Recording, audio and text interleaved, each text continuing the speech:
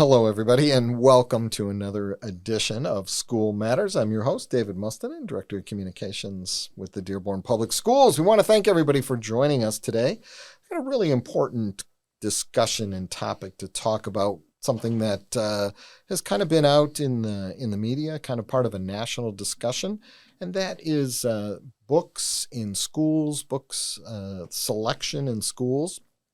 And so I brought on a couple of experts here to join me today to talk a little bit about this. Joining me is Dr. Ross Groover. Ross, how are you? Hi, David. Glad to be here with you today. Great. Thanks, Ross. Ross, and just so everyone knows, your title here with the district, a little bit of background. I know you've been in Dearborn for quite a while. My title right now is kind of a long title. It's K-12 Consultant for Curriculum and Professional Development, which also includes some oversight of our district media centers. I have been an elementary principal in Dearborn before that as well. Great. Well, thank you, Ross, for taking some time to be with us. Also joining us today is Adam Martin. Adam, thank you for joining us. Thank you for having me, David. Great. And Adam, your title and a little background of your time here in Dearborn. So my official title is Executive Director of Student Achievement. I'm in charge of the Fordson Feeder and really all things high school programming, and then also work with Dr. Groover and support her in her work. Prior to this role, I was the principal at Dearborn High School up until last November. And I appreciate you calling us both experts, although I would say I can speak for myself, but that I am not. Well, all right. We'll just say you guys are very knowledgeable, Yes. And we appreciate you being here and talking with us today. So, as I mentioned, there is currently this kind of national discussion going on about reading materials. And so we thought it might be appropriate just to spend a little time and talk about that process here in the Dearborn Public Schools, starting off in our media centers.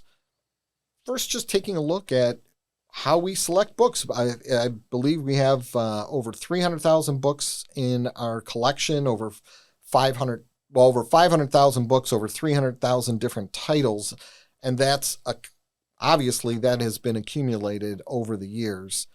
And so there has to be a process in place to select those books because we always get new media, books come out of date, and maybe just because they've been in the library since, the 1940s or 50s and may not be relevant or may have information that has changed. Science changes all the time, and concepts. I remember that I always use this example, like, when I grew up and went to school and there were actually dinosaurs walking the earth. When I went to school, there were different, we don't call dinosaurs the same thing anymore because we learn new things about them. And so I'm sure that would impact reading materials. That's just one of many things that impact reading materials in our media centers in that selection process. So Ross, maybe you can talk to us a little bit about how we go about doing that and selecting those books. Of course. First, I'd like to talk about, why we have books.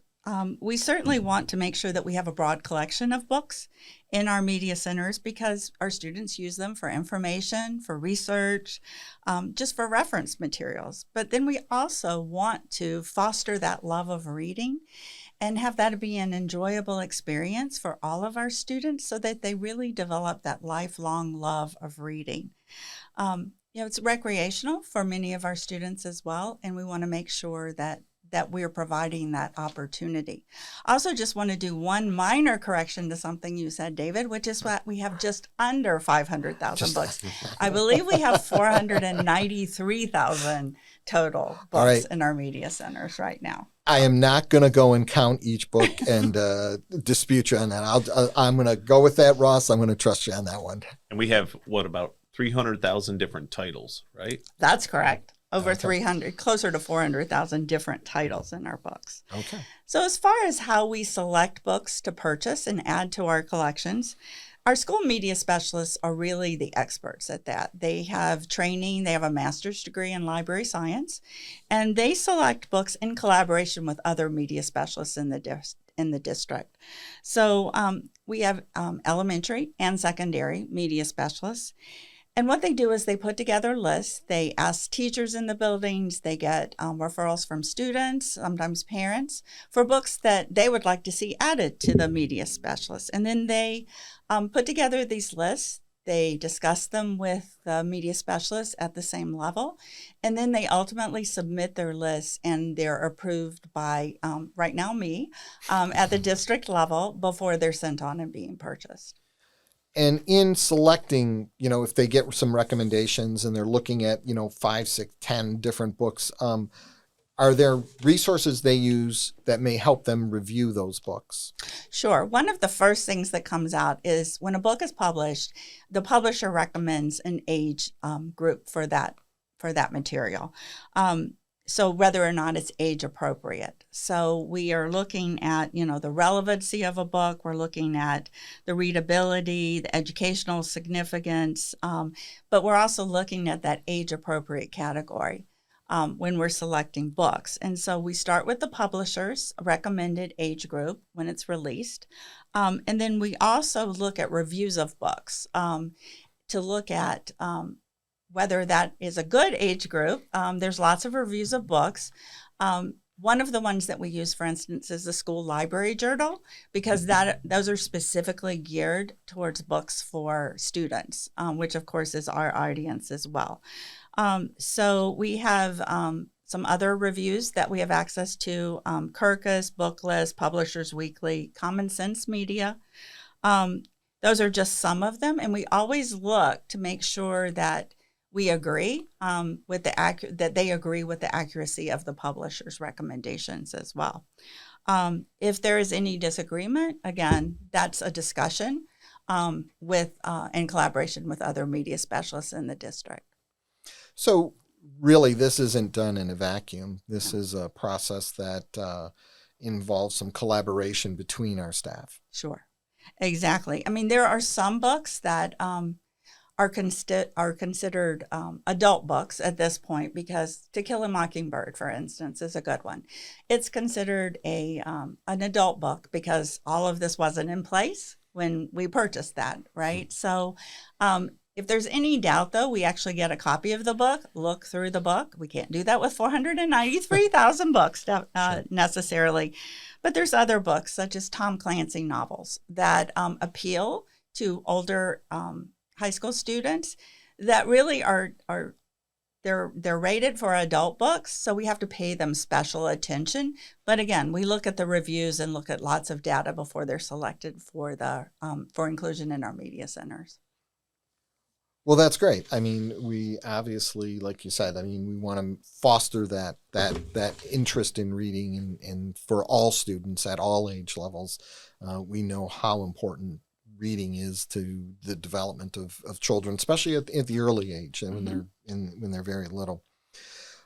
So let's just kind of jump right into kind of the discussions that have been taking place now across the country, and that is there may be a time where a citizen, a teacher, a student may have a concern about the appropriateness of a book, whether it be the age appropriateness, the content of the book. Is there a process in place, and what is that process look like in Dearborn to review that book if a concern is brought forward? Well, we always welcome parents to bring forth that concern, because with almost 500,000 books, we cannot physically touch every book in our media centers.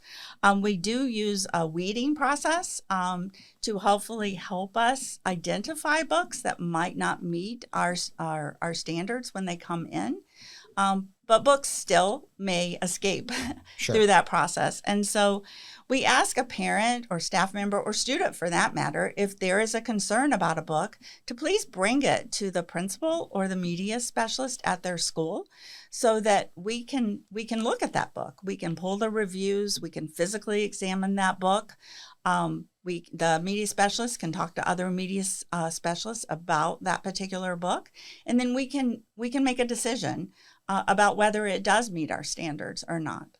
So that process begins at the school level, whether it's elementary, middle, high school, whatever it is. If there is a concern, that process would begin at the school level. Absolutely. That's correct. Okay. And so then at that point, if the book is determined, yeah, the parent, citizen, teacher, student, they have legitimate concern. Yeah, we agree. This book probably isn't appropriate, or maybe the content is wrong, or there's something about it and it's not something that we want in our library. So that would kind of be an end to it. However, if they did do the review and the book seemed perfectly fine to be in our system, what options would a parent have at that point? Well, I want to emphasize that Dearborn always honors a parental right to choose for their student in many different areas, and this is no exception. There is a parent opt-out form that parents could fill out to opt their child from being able to check out that book through one of our media centers. And that form is available to all parents at that point. And Ross and David, can I interrupt here too? Sure. Just to double back on kind of that initial review process. And David, you spoke a little bit about from a national perspective, there being kind of a light on it. And I think one of the benefits has been for the media specialists and Dr. Groover and myself to be able to revisit our process that was already in place and do that collaboratively. And David, you said something earlier about media specialists making decisions in a vacuum or in isolation. That's not what we want to do, right? And we want to support having books in our libraries that are appropriate for all of our students, but we want to be able to be making that decision as a group, right? In terms of purchasing, weeding, and then also reviewing. And one of the benefits has been sitting down and really talking about what is inappropriate in our library, and talking about, those books that contain graphic or gratuitous violence, sexual content, hate speech that doesn't have literary purpose. Like, those are really the books that we're looking to identify and remove from our libraries. And, from that definition, being able to do that with a group is a lot easier than doing it and having the singular responsibility. So just wanted to hop back to that initial review process. It wouldn't be just one media specialist of whatever library it would be. It would be a group at that level, either elementary or secondary, all looking at the age appropriateness, the reviews of it, and then looking laying that against the definition, or kind of, is there literary value or is there not literary value in some of the aspects of the book? Well, I think pointing out the fact that some clear definitions of terms, because we all know that sometimes this could be very subjective. Right. And so having some very clear definitions, I think, helps in determining, as we go work through that process. Yeah, and even with a clear definition, having multiple people being able to weigh in is another piece that we wanted to ensure that we put in to ensure that we're making really sound decisions regarding what we have in our libraries. Great. Thank you, Adam. That's a great point to bring up. I also want to reemphasize that point that Ross brought up, that parents have always and continue to have that option. There are several there. It happens in other curriculum too in the district, where parents can opt their child out of certain courses, and this is no different. If there is some kind of book that parents did not want their children to check out, they have that option. That is their right as a parent. Absolutely. Yep, and we support them there. Yes. Yeah. And then kind of moving along then to that final step, as we were talking about, is there another step beyond the school level step in reviewing a book? Yes, there is. Okay. A parent could also choose to fill out a form called the book reconsideration form, which would mean that book would be reviewed by a committee of people. So it would not be just a local review at that time. The local review has happened and found that the media specialists feel like this is an appropriate book, but the parent wants further review of the book, I guess I should say. And so we have had this process for a long time. But we really, as Adam said, had an opportunity to sit down and be very deliberate and think through how this could work and spell out the specifics of this committee. And so we have the form, as I mentioned, and then we talked about how the committee should be formed. And so we have some specifics about, parents and community members, teachers, administrators, social workers, school psychologists, media specialists, and even a high school student could be a member of this committee. And that committee would take their time, read the entire book, because that's books, important. That is important. That is really important. Yes. So that would be a commitment from anybody who was serving on the committee. And then that committee would get together and discuss the book in person, in a room, and talk about it, and then come to a decision about how that book should be handled from that point forward, whether it should be removed from access for all students or whether it should remain on the shelves and then only be accessed by students whose parents have not filled out the opt-out form at that point. Great. So many different options and definitely a process in place, process that always has been in place. Just as Adam said, this gave us a good opportunity to kind of review that process, tighten it up a bit, make sure that there is stakeholder engagement when needed at that point. But also, again, always with the goal of making sure that our collection of books is something that is there for all students and can engage students at all levels with all different interests and a variety of topics and subject matter as well. Yeah. And David, I would say as we were looking through the book reconsideration process, the process that we had, and then kind of revisiting, looking at what other districts are doing, looking at what the American Libraries Association was doing. So our process is pretty aligned with what the ALA kind of directs you to do, and a lot of the districts here locally. So we feel pretty confident.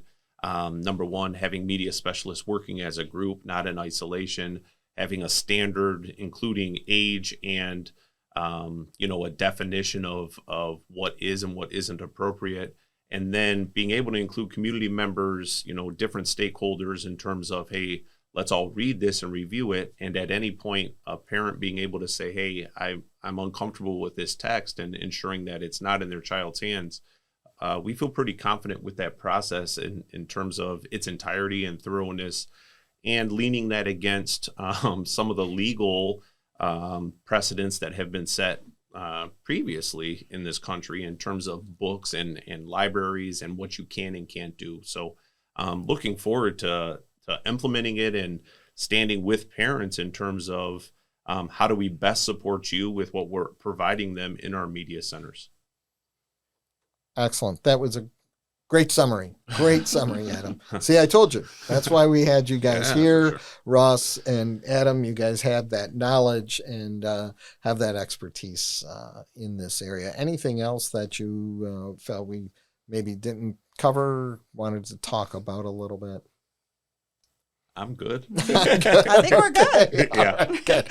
See that? Well, that's why I had you guys here, because I knew you'd cover it all and do a great job of doing that. Well, and you did. So I want to thank both of you for taking a little bit of time and sharing that knowledge with us and sharing some of that information.